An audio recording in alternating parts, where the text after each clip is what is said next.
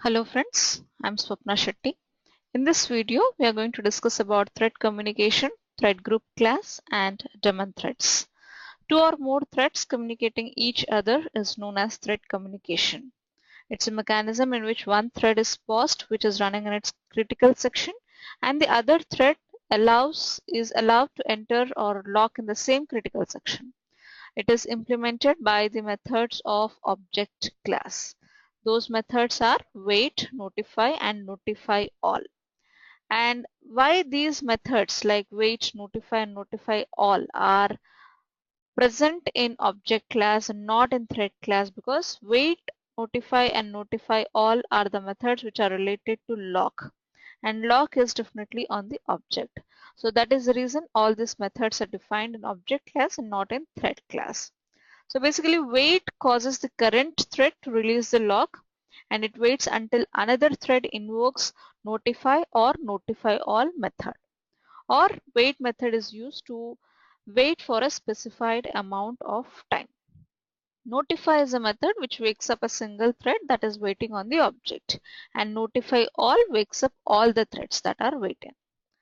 So if you look at this picture, the first thread enters to acquire the lock, and these are the objects which are present, and lock is acquired by on the thread, and it goes to the waiting state if wait method is called on the object. Otherwise it releases the lock and exits. And after entering into the waiting state, if notify or notify all method is called, then it enters into the runnable state, that is notified state. There the thread is available for the lock to acquire the lock, and after completion of the task it releases the lock and exits from the application. So basically, to understand what is this thread communication, let us see an example of it. So I create a class called test with main method in com.educators package. So in this program, I create a class called customer, which has got an instance variable as amount and two methods. One method withdraws the amount and the other deposits the amount. So let me write the class first. Class customer, in which an instance variable is present, which is initialized to 10,000.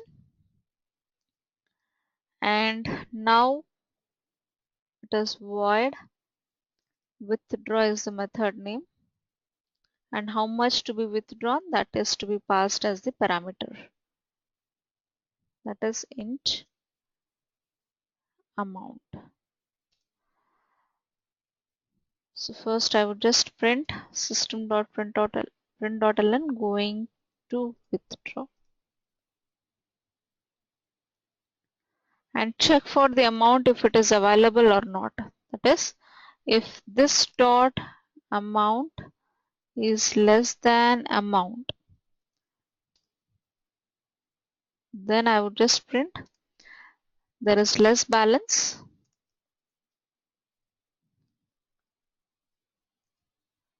waiting for deposit, the amount to be deposited. So I just print waiting for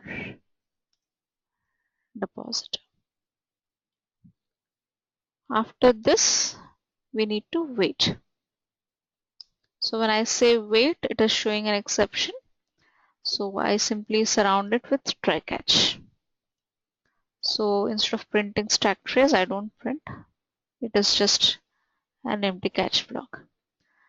So I just wait till the amount gets deposited first, and then if the amount is deposited, then I will update the amount, that is this dot amount minus equals to amount, and just print withdraw completed. This is the withdraw, and I need to allow only one thread at a time, so I just define this method as synchronized. Similarly, I write another method in the same class, say void deposit.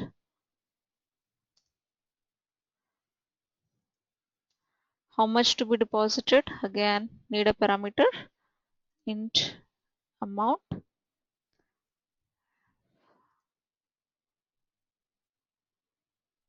Going to deposit. Update the amount. This dot amount plus equals to amount. And then print deposited. Deposit is completed.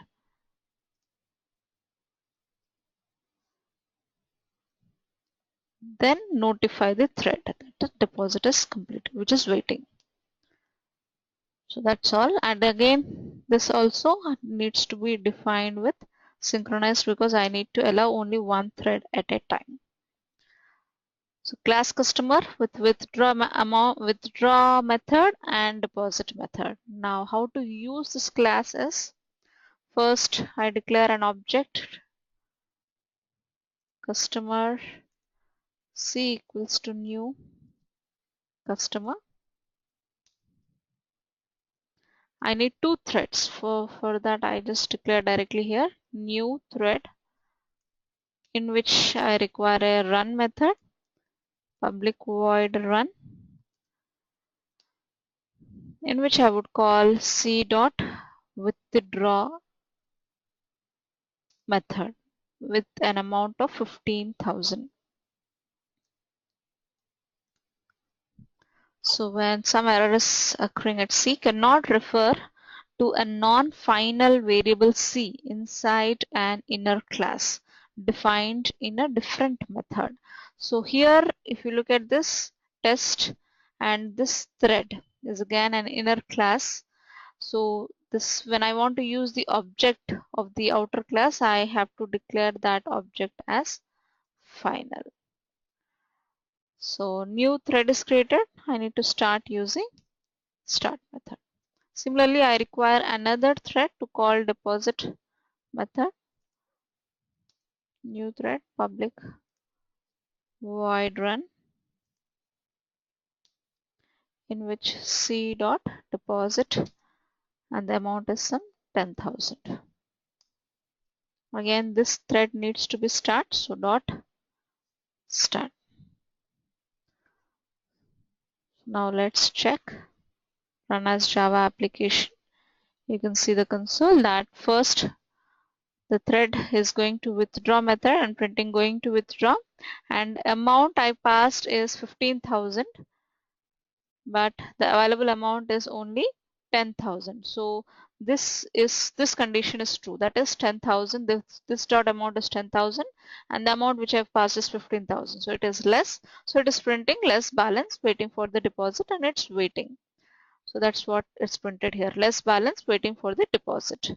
And here, so another thread is entering into the deposit method, and it is printing going to deposit, and it updated the amount, that is it added around 10,000 to the account, and it printed deposit completed here. After that, when I call notify, it wakes up the threads which are waiting. So already this thread is waiting, the first thread is waiting. So now it updates the amount and then it is printing withdraw completed. So first is withdrawn method is called. Since the amount is less, it is waiting. So wait method is called.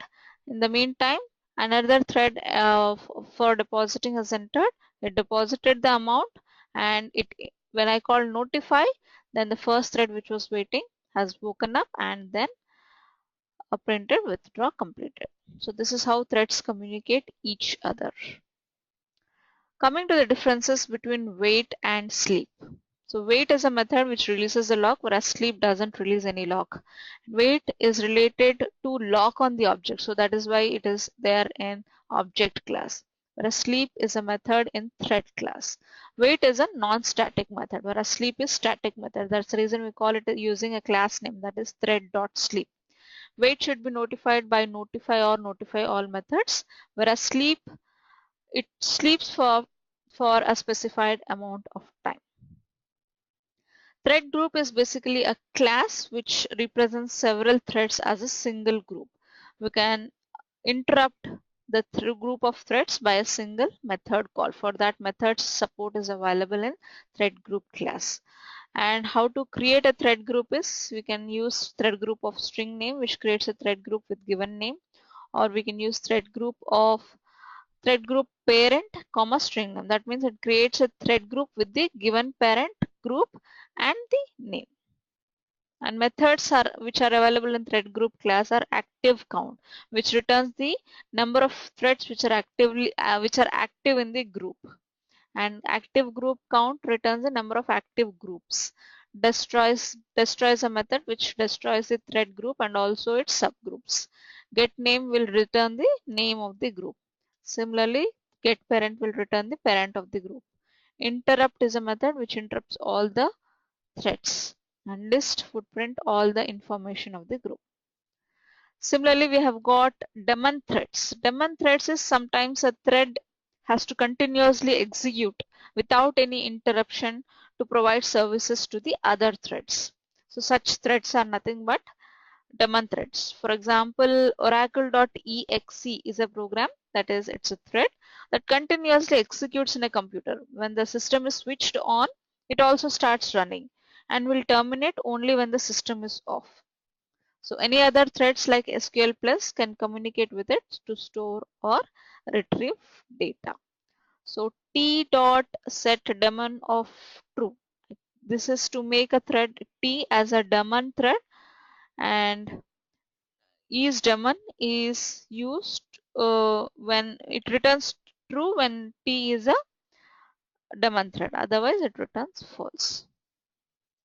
That's all with the session. Thank you.